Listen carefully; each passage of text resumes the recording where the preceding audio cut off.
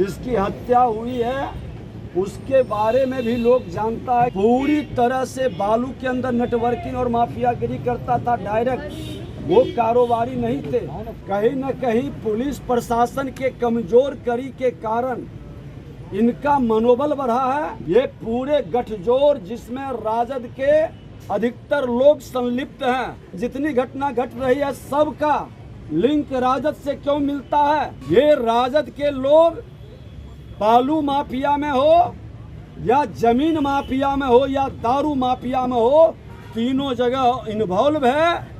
लेकिन इसको पता नहीं है कि आज भी बिहार में बिहारी बेटा जो बिहार के लिए समर्पित है, इस माफिया राज और गुंडा राज को खत्म करने के लिए संकल्पित है। राहुल गांधी ब्रेनलेस हैं। इनके पास अपना ब्रेन है ही नहीं। सुप्रीम कोर्ट ने भी कहा कि संवैधानिक संस्था पर हम प्रश्न नहीं उठाएंगे, हम प्रश्न नहीं लगाएंगे। उसके बावजूद भी इस व्यक्ति को अकल और बुद्धि नहीं आया।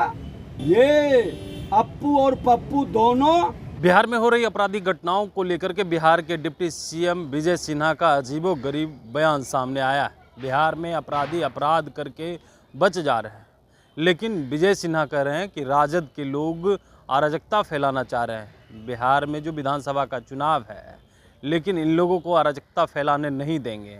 वहीं पर जो घटनाएं हुई है पालीगंज में, उसको लेकर के कह रहे हैं कि शराब माफिया, बालू माफिया एक दूसरे को जो है वो हत्याएं कर रहे हैं और ये लोग का तार राजद से जुड़ा हुआ है। और भी क्या कुछ कहते हुए नजर आ रहे हैं बिहार के डिप्टी सीएम विजय सिन्हा। सबसे पहले आप वो सुनिए।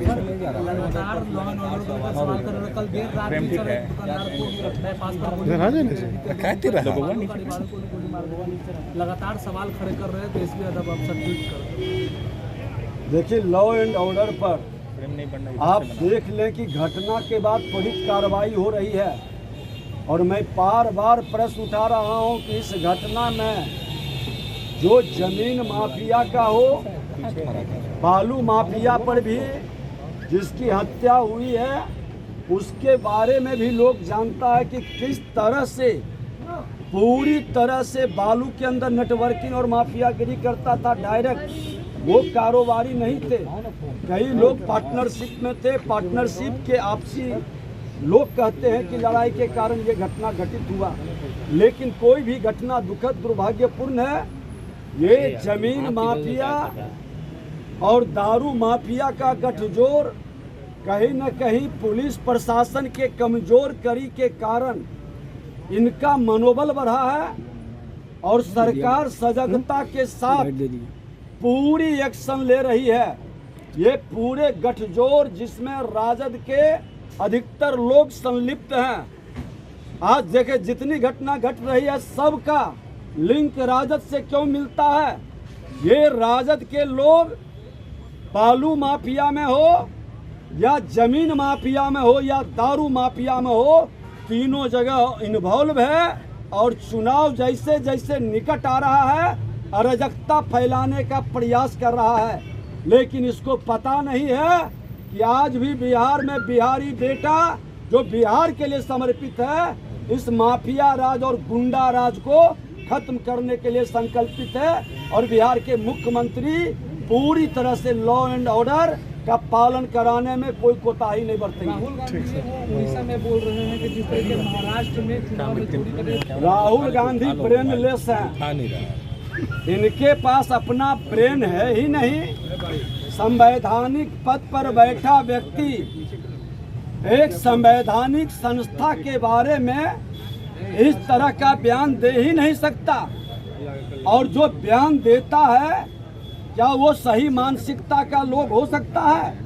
राहुल गांधी जी संवैधानिक पद पर बैठ के माननीय सुप्रीम कोर्ट ने भी कहा कि संवैधानिक संस्था पर हम प्रश्न नहीं उठाएंगे, हम प्रश्न नहीं लगाएंगे। उसके बावजूद भी इस व्यक्ति को अकल और बुद्धि नहीं आया। माननीय न्यायालय के आदेश के बाद भी, सुप्रीम कोर्ट के निर्देश के बाद भी चुनाव आयोग पर प्रश्न उठा रहा है। ये व्यक्ति को संवैधानिक पद छोड़ना चाहिए और माफी मांगनी चाहिए। ये अप्पू और पप्पू दोनों समाज को भ्रमित करने का, संविधान का अपमान करने का और संवैधानिक संस्था के बारे में पूरी तरह से भ्रम फैलाने का ठेका ले चुका है। तो आपने सुना विजय सिन्हा का कैसे जो है वो राजद पर ही बरस जाते हैं। बिहार में उनकी सरकार है, लेकिन कह रहे हैं कि घटना जो है राजद के लोग, इन तमाम जो घटनाओं का अंजाम है वो राजद के लोग दे रहे हैं और उनका तार जो है राजद से जुड़ा हुआ है। वहीं पे उन्होंने ये भी माना है कि प्रशासन जो है वो कमज़ोर पड़ गई। कमलेश कुमार, लाइव बिहार, पटना।